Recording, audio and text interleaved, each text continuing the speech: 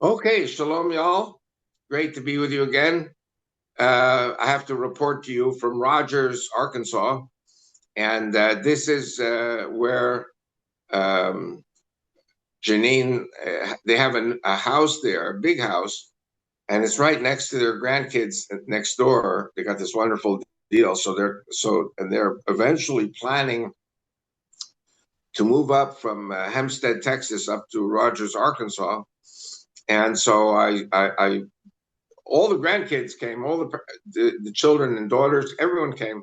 So they put me up in a very nice residence in here, and so I'll check out in a few minutes and start driving to Tulsa.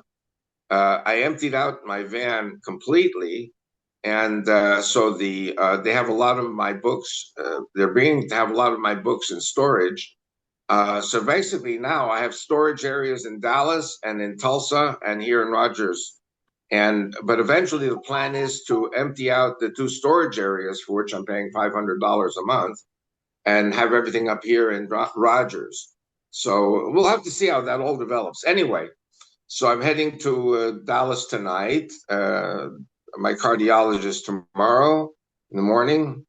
And then I don't know yet. I probably need to go to Oklahoma City to do some recording with Prophecy Watchers, and then Friday be back in Dallas for Victoria Sarvati's group, and then Shabbat like collapse, and then Sunday probably start driving to Odessa. So maybe I don't know what Lori's plans are, but maybe we have to go to the Olive Garden.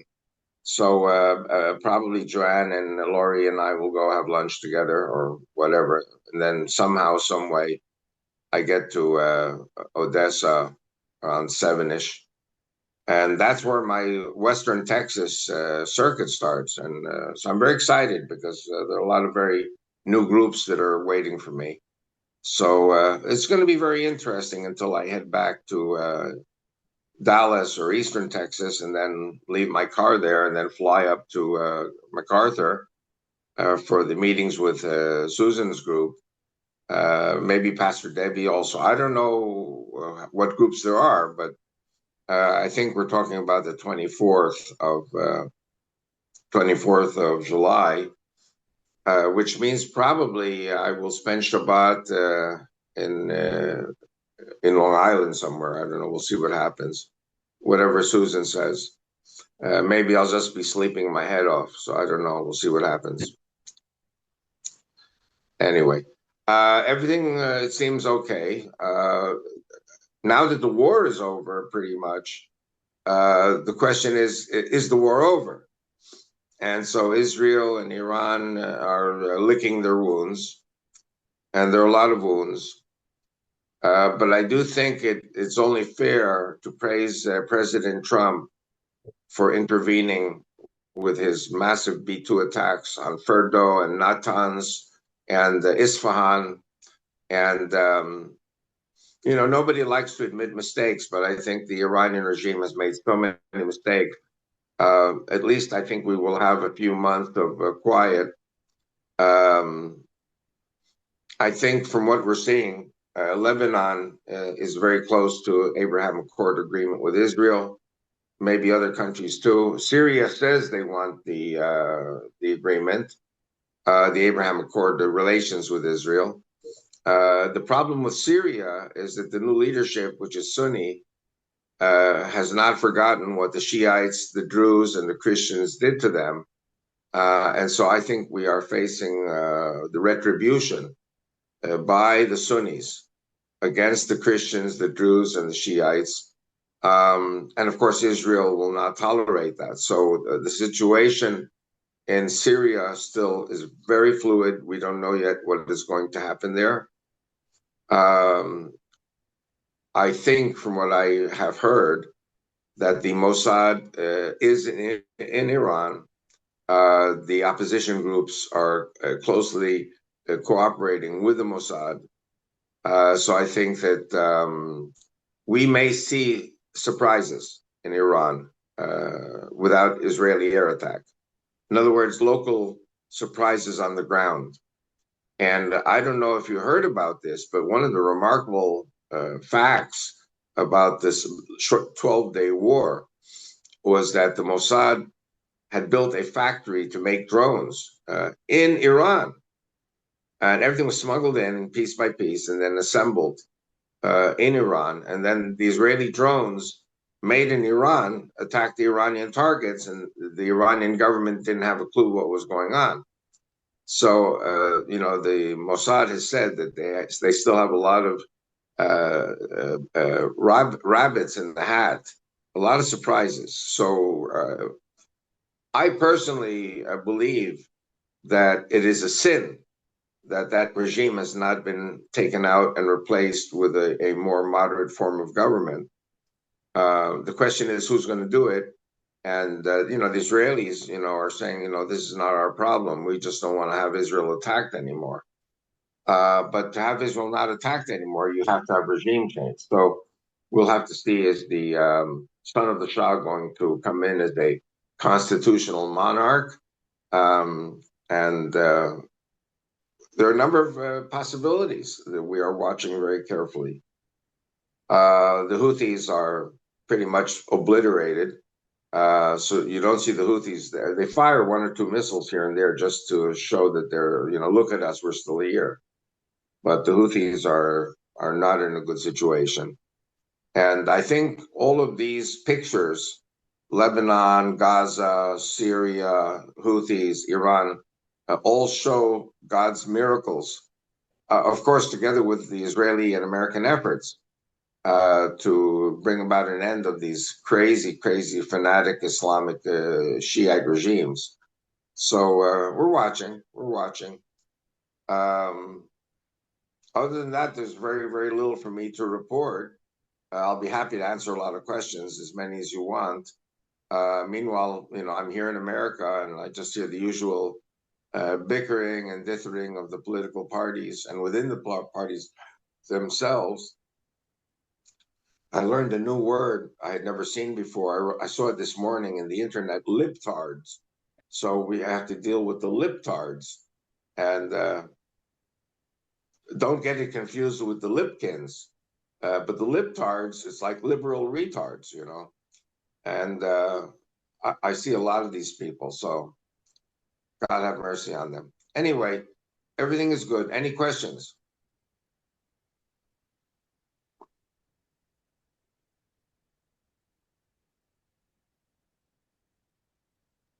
As always, I'm curious about what Turkey's up to. Well, that's a very good point.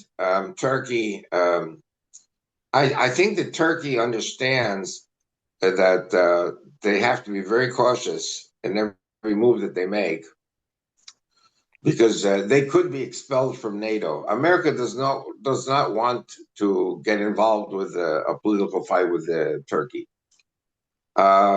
but the Turks are on very thin ice. But still, crazy people don't care if they are on thin ice. They have objectives. And the objective of the Turks is to reestablish the Ottoman Empire, which shows how crazy they are. And that might involve something happening with Israel. All I can say is that I know that Israel is a small country. Israel is not very populated. We don't have soldiers really. Our soldiers are worn out. But we have to be ready to unite politically with the Kurds and develop a land route and an air route between the Druze area of Suwaida on the Jordanian border and the Kurdish areas a few hundred kilometers to the north, right on the Euphrates. So I think we are very close to seeing the fulfillment of Bible prophecy, and that we will be on the Euphrates. So I think that the Turks are kind of wary of what Israel might do. Israel does not want war with Turkey. So Israel is, holding back from openly working with the Kurds. But we've been working with the Kurds surreptitiously for decades. And the Kurds are our allies, erstwhile allies, but everything is very, very quiet because of the Turks. We don't want to get involved in a war with the Turks. Um, I'm very happy to be in the States. I'm happy doing what I do and speaking in churches and traveling and selling my books. I mean, this gives me a lot of happiness. But I have to go back to Israel and finish my book on Lepanto too, and the Armageddon war with Turkey, because at some stage it's going to happen. It may take years, but the Turks they're gunning for trouble, and they're going to find it. So meanwhile, we don't want to get involved also with anything that could hurt President Trump or his agenda, and let the president continue on the path to economic recovery. Um, I don't go into the big deal that he's promoting. Um, I really don't have time to study American economics profoundly, but I think everything President Trump is doing is correct. And I will be, God willing, in a week out in Odessa and then up to Amarillo. And so I'll meet Daniel Rogers and we'll see what he has cooking with President Trump regarding perhaps a visit by me to see President Trump. If not, I'll finish up my 2 weeks in West Texas, maybe go up to Colorado, and then come back to Dallas, come back to New York, come back to Israel. So actually, the end of the trip is only a month away. It sounds like a lot of time, but a month goes by very quickly when I'm on the road. And praise God, Yaakov came home safely, as you all probably know. Yaakov landed in Aqaba, Jordan. The whole plane was rented by the Mossad, and the whole plane was full of Israelis trying to get home. And so the plane landed in Aqaba, and then the Mossad agents, in coordination with the Jordanians, put everybody on buses to the border, and then buses from the border straight to Tel Aviv, which was very good for Yaakov, and his wife and kids received him, of course, very ecstatically, very warmly. And I'm very happy that Yaakov was with me, and I'm very happy Yaakov got home safely. And now I just have to patiently go day by day and continue with the Pilgrim's Progress. Next question, next victim. What are your thoughts on what's going on with Syria and us lifting sanctions conditionally on Syria and what their next step is? Well, obviously, there has to be in place guarantees that the ISIS fanatics will not be murdering Christians, Shiites, and Druze. So Israel is kind of standoffish towards some kind of a peace agreement with Syria that will require that Israel withdraw to the international borders, which would leave all of these minority groups open to attack by the Sunnis. And then, of course, the Sunnis would be all the way up to the Israeli border. And that's something we cannot tolerate. In my opinion, there will be an annexation at some stage. At this stage, we don't say annexation. We just say we are holding the territory indefinitely until there's a peace agreement. But the honor of Syria, the honor of the Sunni ISIS people, or even the Shiites, is that Israel must withdraw from Syria completely, which is not going to happen. So everybody's very wary. Everyone is very careful. And meanwhile, hopefully, uh, I don't know what's happening with Gaza. The last I heard was that we have another 2 months to completely eliminate Hamas. What I did hear was from five um, uh, divisions, we're now down to 4 divisions of our soldiers. And so, from what it seems to me, more and more soldiers are being released from active service. You have to remember, these soldiers have been so busy for the last 2 years.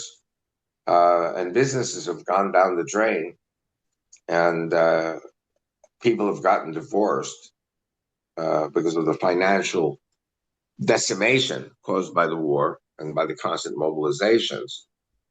By the way, an interesting point, maybe a little more to the positive side.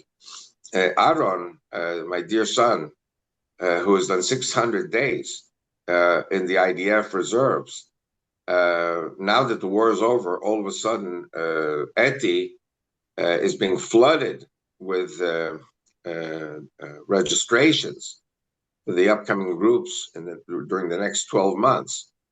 And Eti has a lot of work. And, we had a wonderful staff. And then came COVID. So everybody got fired because we shut down, basically. Then we started rehiring again. And then the war came. And then they all got fired. And so Aaron is now in a situation where he and Eti have to decide, are they going to start rehiring again? And then every time we rehire, a war breaks out or COVID or some other crazy thing. But we have a lot of instability in relationship to work. And so we shall see whatever Aaron and Eti say. By the way, as you all probably know, Aaron produced a few years ago 4 DVDs on archaeology in Israel. Now he's working on his fifth DVD. So you should just know that soon Aaron will come out with a fifth DVD, and I'm waiting for him to send it to me, and then I'm gonna print them up, produce them here in America. If it's but no, but he said to me it'll take at least a month or two before this thing is ready for dissemination. But again, what was the DVD was about Jonathan and the certain battle in the area where Aaron lives, and so it's a piece of the Bible that most people are not acquainted with. So very exciting, very exciting. Aaron is trying to convince the army to let him go, and the army said, "We will release everyone else except for you."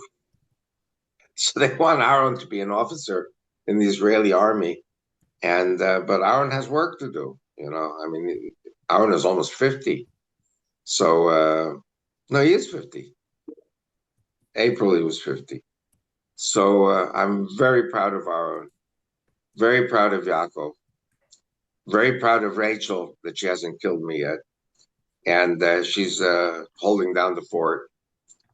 I think her sister came to be with her for a few days or weeks, which is fine. I don't want Rachel to be alone. I have to do what I have to do. So Rachel's sister Susie is there. A lot of our neighbors in Kedar are coming over all the time to ask about Rachel, which makes me very happy. And every morning at about this time, I speak to Rachel. And but of course, I'm doing a Zoom with you guys, and then I have another Zoom with Rand Fricker, and I have to find out what has been set up in Odessa and in Amarillo. So will I have time to go to Colorado at all? So I may or may not go to Colorado. And by the way, everything is driving with a van full of books and DVDs, and I'm very blessed. I'm very blessed. Good to be alive. Good to be here.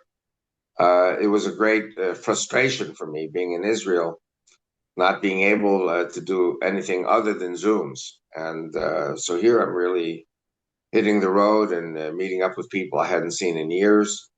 And so we'll see what happens in the next 4 weeks. And then Susan Pellegrini will get it at the very end. She'll get persecuted when I get to Long Island. Any more questions? Fire away.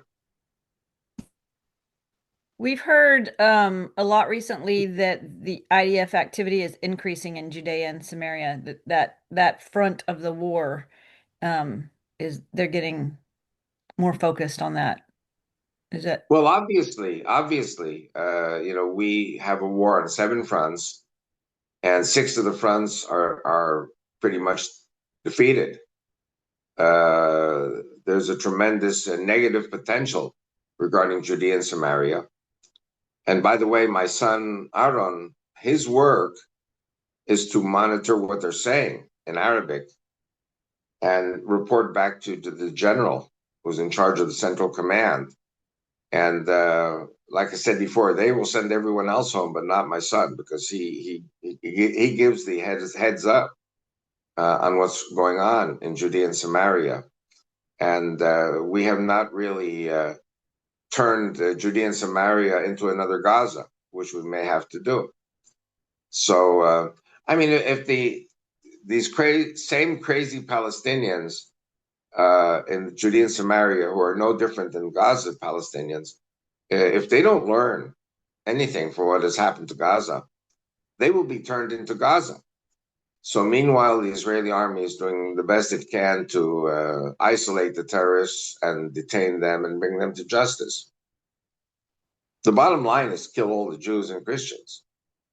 So we shall see where that all goes.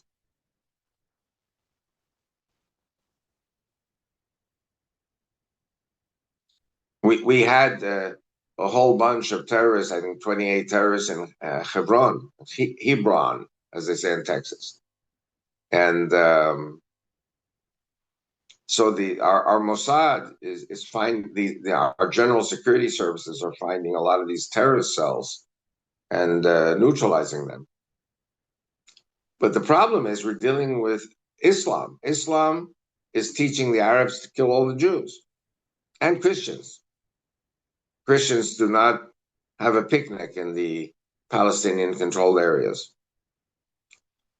So we still have a lot of stuff going on. As far as I know, Kedar, where my wife is, where our house is relatively quiet. We really don't have any problems. We live really, really close to the Palestinians in Azariya, Abadiya. There are a few towns there where very close to us. And one of my reasons for not leaving Rachel for 2 years to come to the States was because our fear was being overrun by these Palestinian terrorists. And Kedar is a community full of policemen and women and soldiers, men and women. Everyone is armed. Rachel has my pistol. She knows how to use it. And so we're just hoping that it doesn't come down to any kind of a terrorist infiltration where we live.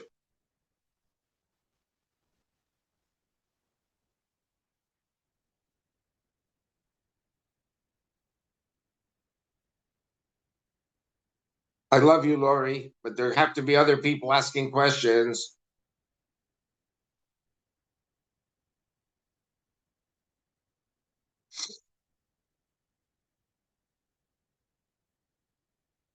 There's also this gentleman, Ari Goldberg, who came in last time and was dominating the whole discussion, but he had good points, good discussion points. So we have to see where's Ari. I don't think he showed up this week. I know you've told us before, but can you talk a little bit again about the quote unquote difference between, say, Lebanese Christians or Middle East Christians and Western Christians? Well, yes, obviously, Western Christians are primarily white Anglo-Saxon Protestants, whereas the Middle East Christians are Catholic and Eastern Orthodox. Um, the churches in the Middle East are very, very anti-Israel, very anti-Semitic.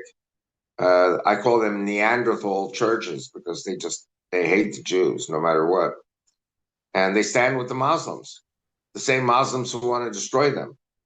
Um, and you remember Jody Anderson, rest in peace. Jody Anderson always used to say, "Hey, Texas Christians are not the same as Middle East Christians," and that's exactly the truth. Um, one of my hopes is that we can counterbalance the anti-Semitic Catholic and Greek Orthodox Christians and bring in a few million white Anglo-Saxon Protestants to live with us. That'll change the whole face of the Middle East. Um, Lebanon will be reestablished in my book. Lebanon will be reestablished as a Christian country, and but there will be a very active presence of, in my hope, Texas Christians and Southern Christians and those who love Israel, because that's what God said. You have to love the Jews. If you hate the Jews, you ain't a Christian. So you may be Catholic or you may be Greek Orthodox. By the way, I love Catholics. I love Greek Orthodox. I just can't understand why these churches have not evolved. 2,000 years, they're still the same hateful churches. Maybe they can learn a lot of lessons from the Protestant American Christians who love Israel. And I did the math. You got about 2 billion Christians in the world. 1.2 billion are Catholic, 300 million are Orthodox Christians. That's 1.5 billion. And then there are 300 million state-sponsored Protestant churches, which are anti-Israel for political reasons. Then you're left with 200 million Baptists and evangelicals, half of which are anti-Israel, and the other half, 100 million, are pro-Israel. So my aim is to reach out at this stage mostly to the pro-Israel churches, but my hope is eventually to reach out to all the churches. There's no reason or legitimization to hate Israel and hate the Jews. We did not kill Christ. We are the paragon of Judeo-Christian Western civilization and democracy, the only democracy in the Middle East. So how can true Christians hate us? So I don't know if I answered your question, but it's another kind of Christian. You've got the American Christians, the Western Christians, the British Christians. I mean, the real Christians. And then you've got these hateful Neanderthal people who are just, they have nothing but hatred in their hearts towards the Jews and towards Israel. Maybe to curry favor with the Muslims, but it ain't going to help them. Good point, Glory.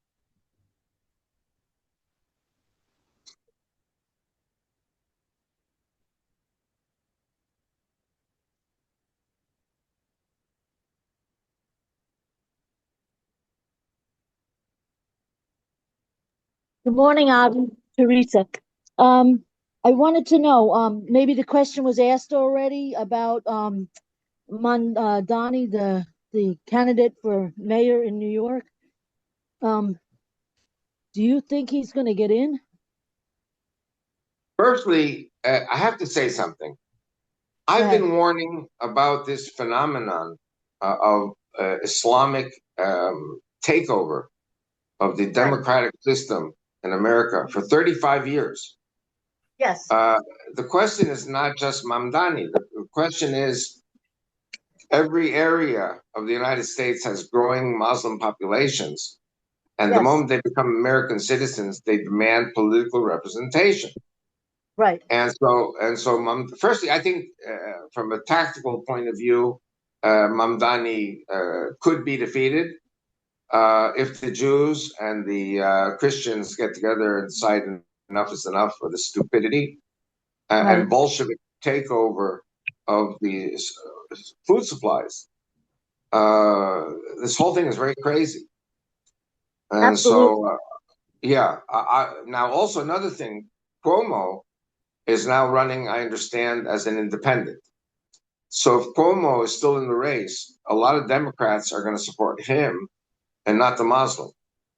So it could be like a Ross Perot situation where, because Ross Perot came in as a third candidate, Clinton won the elections, if you remember. Right, but then we have Eric Adams wanting to run an independent as also. So that's going to split the voting, isn't that?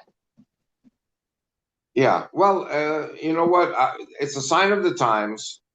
And strategically, I think we're getting closer and closer to the end of the Jewish survival in America. Right. And I think the Jews are going to have to go home to Israel. And I'm waiting for them. I'll be glad to embrace them and bring them home. I wrote a letter to the president of Israel a few years ago after the killing of George Floyd. And I said that there's going to be a Holocaust. And a few weeks later, on the Israeli radio services, they announced that the Israeli government has an emergency plan for the absorption of 500,000 Americans who could be moving to Israel imminently. But that does not answer the question, because most of those will be Orthodox Jews. It doesn't answer the question, what happens to the American Jews who are not Orthodox and or are intermarried with Christians? A Jew really cannot leave America to go to Israel to escape the persecution and leave the spouse here or the children here. So there will have to be a massive Christian accompaniment of immigrants to Israel. That's one of the reasons why, if my wife doesn't kill me, I'll be the prime minister, because my people will be coming home. My Jews and my Christians from the West are going to come home, and they will have representation in the Knesset. Hi, Avi. This is Elizabeth. How are you? Elizabeth, Yes, I'm listening. what's happening in Big Spring? Well, we'll talk to you after the show. Okay. Listen, I haven't made any plans yet, but theoretically, starting Sunday, I could be available to drive out to Big Spring and speak to your group. So it could be Sunday, Monday, Tuesday, Wednesday. I do think maybe, unless Lori disagrees, I was hoping to go to the Olive Garden with Lori and Joanne and maybe one or two other people on Sunday. So I may stay one more day in Dallas, and then off I go to the Wild Blue Yonder, off to the west. Well, I'll call you and we'll see what we can set up because everybody's excited about seeing you. Well, listen, I'm excited to come. I love West Texas. And, I have to tell you, I'm going to make a personal confession. When I was 7 years old, my parents took us all to Argentina, and we went up to the Argentinian Northwest. The Argentinian Northwest, which is the foothills of the Andes Mountains, which is like the Rockies. It's a continuation of the Rockies. Right. We stayed in a hotel, and I distinctly remember what I saw. It looked like West Texas, and so every time I come out to Odessa, I feel like, it's like I'm in Argentina, in the Northwest, which is mostly desert. And then as you head to the east, it becomes jungle. So it's very, very interesting. It's like America, when you're in Texas, it's kind of desert, and then it gets East Texas is green, and then you hit Louisiana, which is like jungle, Louisiana, Florida, and it's the new world. It's the Americas. So anyway, enough of my silly philosophies.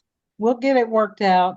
I wanted to ask you, because I can't get my head wrapped around this with that mayor running in New York, why he is supported by the Jewish people.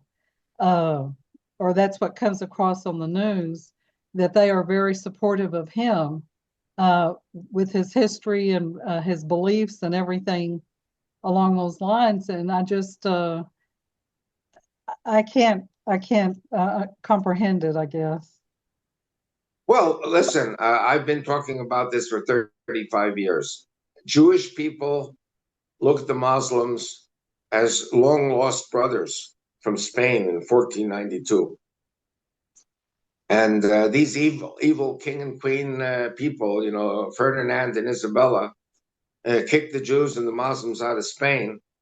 And, for us, Jewish people as a collective, Ferdinand and Isabella were kind of like Nazis, pushing out the Jews and the Muslims. So Jews are stuck mentally in 1492, and they don't understand that the Christians have changed for the better and the Muslims have changed for the worse.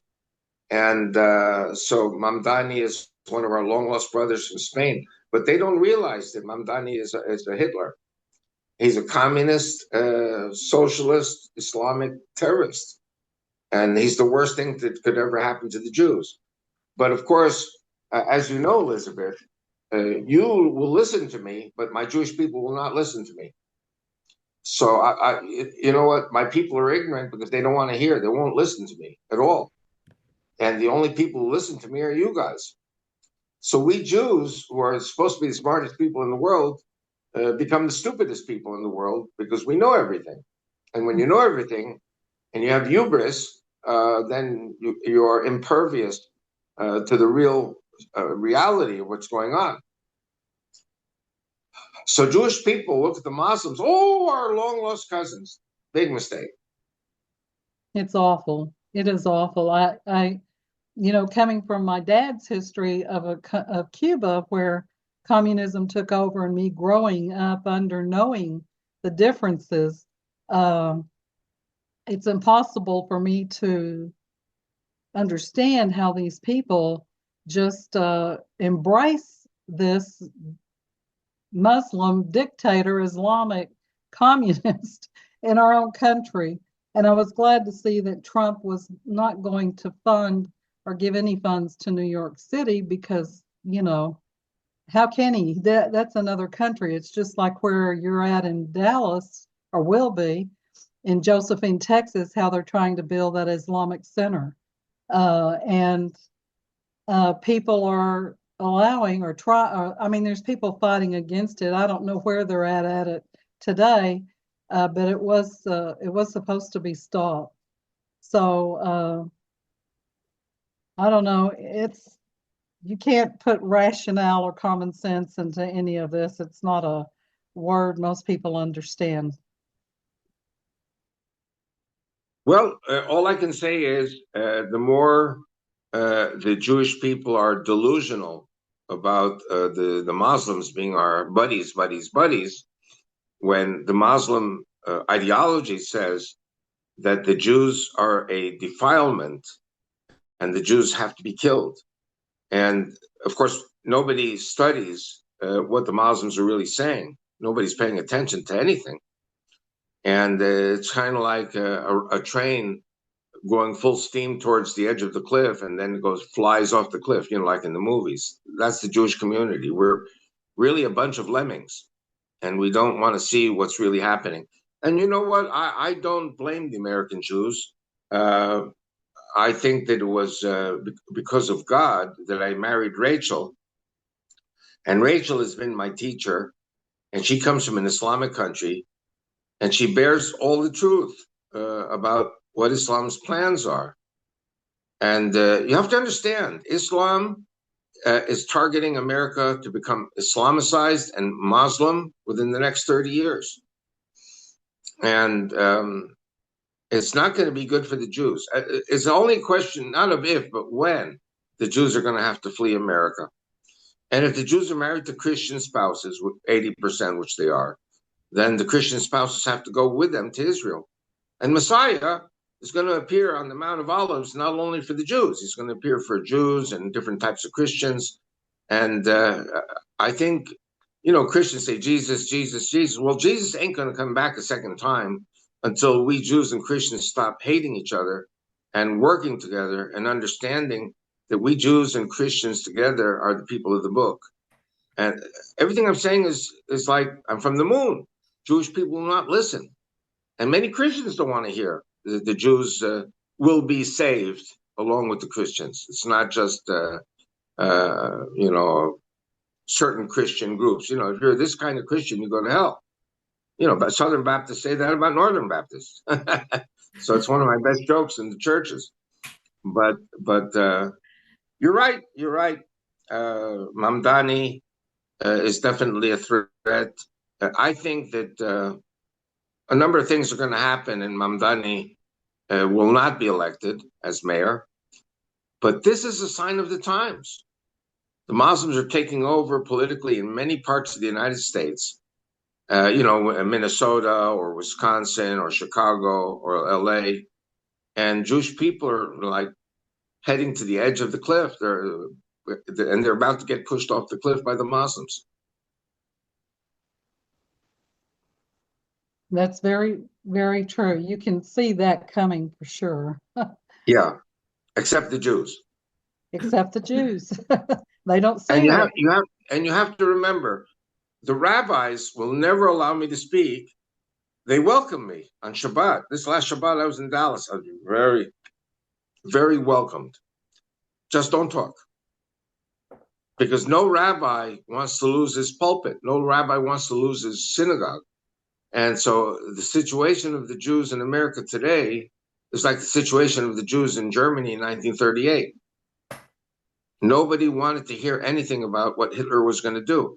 And today, nobody wants to hear what the new Hitlers, the Muslims, are trying to do to the Jews and the Christians. By the way, Hitler killed 6 million Jews. He killed 7 million Christians, who opposed him in Germany.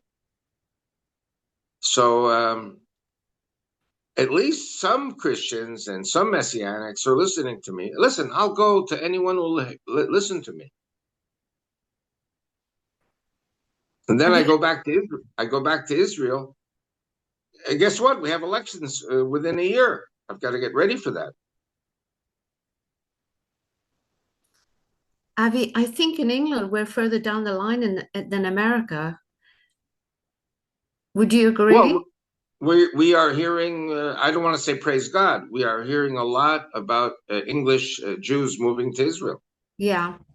I think maybe the intermarriage rate is a little less in England.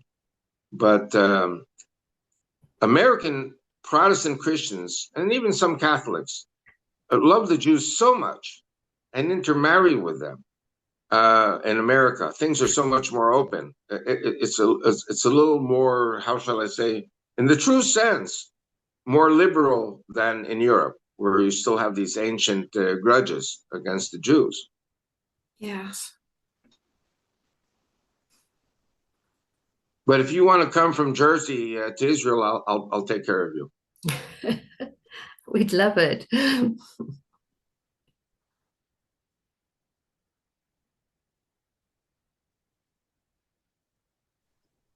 I'm coming from New York. New Yorker, yeah, you're a New Yorker. New York. I'm having my coffee, and I'm You're from Long Island. Long Island. Yes, I'm with my father. Oh, I'd love to take him to Israel, but we just got him home. By the way, I have to say to Susan Pellegrini, we have to devise a plan to bring Johnny's Pizza to Israel. You got to bring the water. You got to bring the water with you. The water. The water makes the dough. Forget the dough, it's the sauce. There you go. The water's for the bagels. The tomatoes are for the sauce. There you Listen, go. American Judaism is pastrami sandwiches and Chinese food, kosher, of course, and Italian pizza from New York, of course. If you get all these things, we will have everything in Israel. Right. Then there's no reason to stay. Yeah. Oh, by the way, I have to tell you, don't tell Rachel. I know you're going to tell Sandy, and then Sandy's going to tell Rachel. I got this coconut cake. It's a coconut cake to die for. And but I left it in Dallas. I said to them, when you have guests coming over, they always have guests. Give them the coconut. It's the best cake I ever had in my life. Not really very good for my diabetes, but it's very, very good cake. I guess we don't have to go to Dallas. We don't have coconut cake in Israel. We don't have coconut cake. We don't have coconut cream pie. Israel is lacking very important things.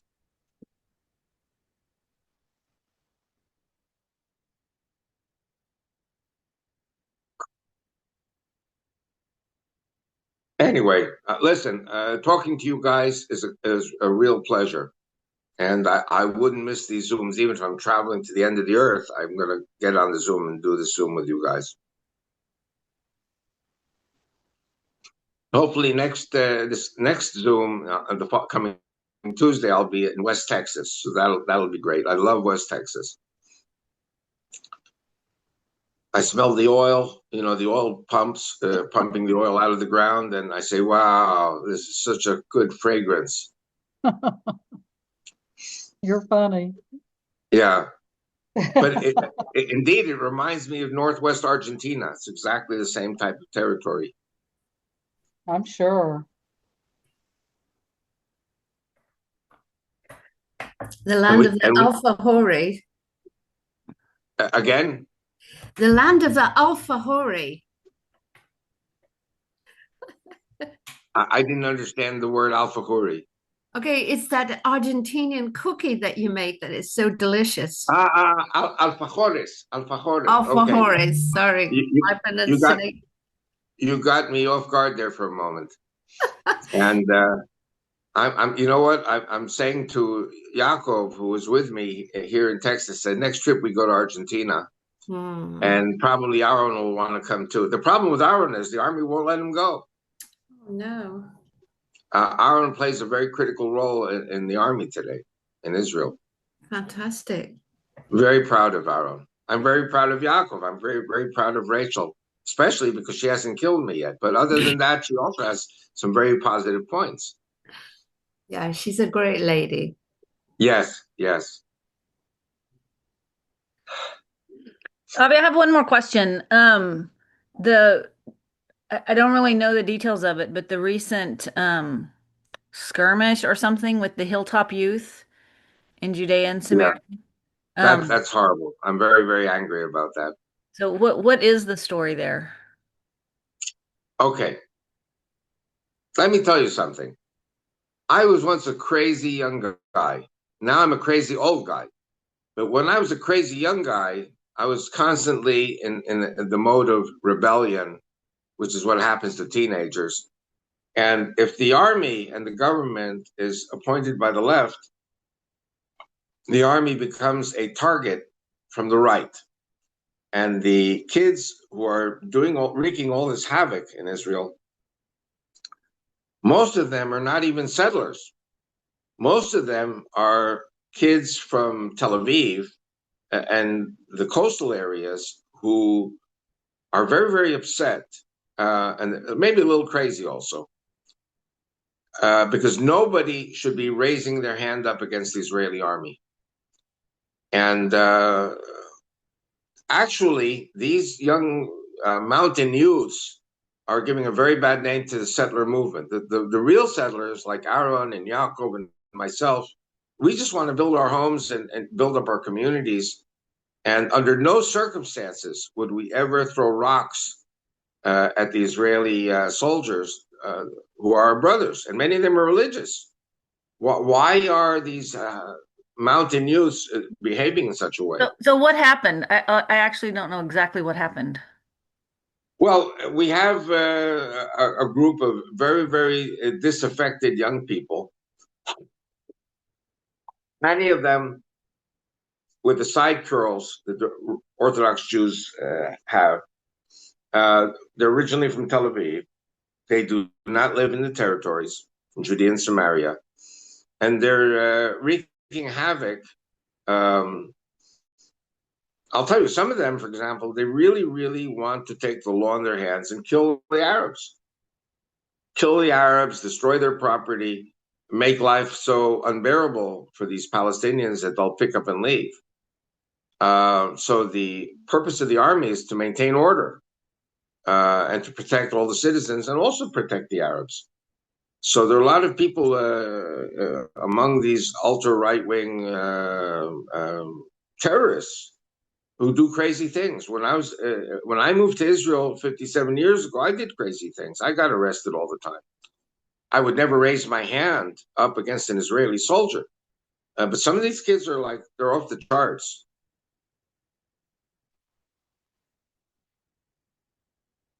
And so I pray for our soldiers. I pray for our communities. These crazy, disaffected youths who come in from Tel Aviv, they are a threat to the settlement movement. They are very disruptive. That is awful to cause that kind of dissension and division in your own country when you're going through so much, and it has spread out your armies. I mean, they're thinly spread out. Listen, I have to deal with all this. We had our first and second temple destroyed because we were not doing God's will and we were, fighting each other. When the Romans came and destroyed the temple, there was a civil war going on amongst the Jews, killing each other. So we seem to have that same virus from 2,000 years ago.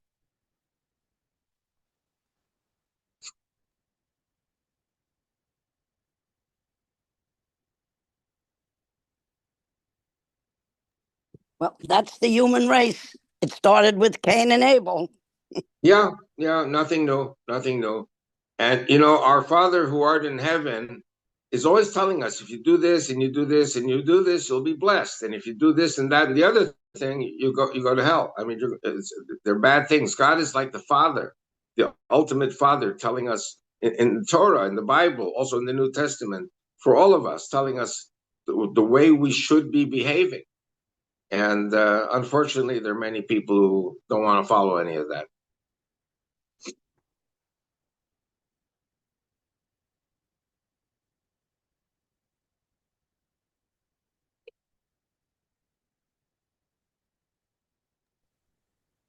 Think we've covered it all for today? I think so. By the way, my son, for some reason, Aaron, did not post the number of the weekly Zooms we were doing. And I didn't want to say anything. Aaron is so busy with so many things. And then the last Zoom we did, he posted. There were so many responses. Where were you? We were looking for you. We didn't Oh, see wow.